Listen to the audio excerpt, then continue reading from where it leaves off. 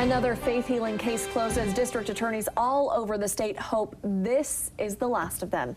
Good evening, I'm Brandy Smith. And I'm Brian Richardson. The Lane County DA's office looked at Clackamas County investigators during the Bellew trial after they dealt with 4 similar cases in the last decade. KEZI 9 News reporter Lauren Michler is live in the studio with our top story here at 6. Lauren? The Lane County DA's office says the Bellews case was different from the 4 out of Clackamas County in the last decade, but different in a good way. They say hopefully it changed how and if we see faith healing cases here in the future.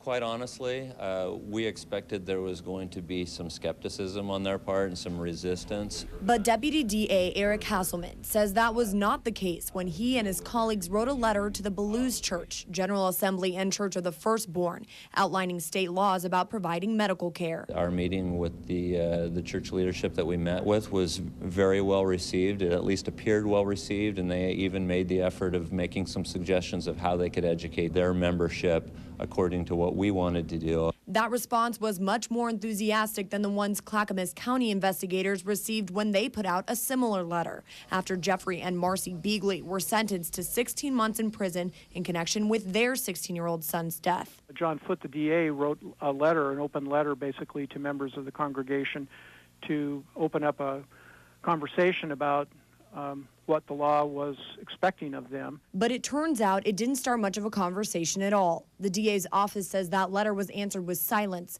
and then 2 more cases out of the Beagley's Church, the Followers of Christ in Oregon City.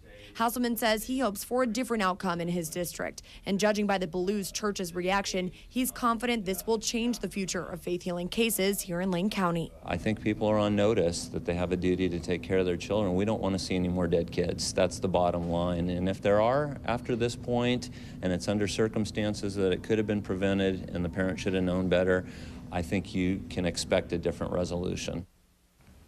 Now, the law was changed after the 4th Clackamas County trial, so religious beliefs are no longer accepted as a defense in a case like this. That will make it much more difficult for any family who chooses to go to trial in a faith healing case. In the studio, Lauren Michler, KEZI 9 News.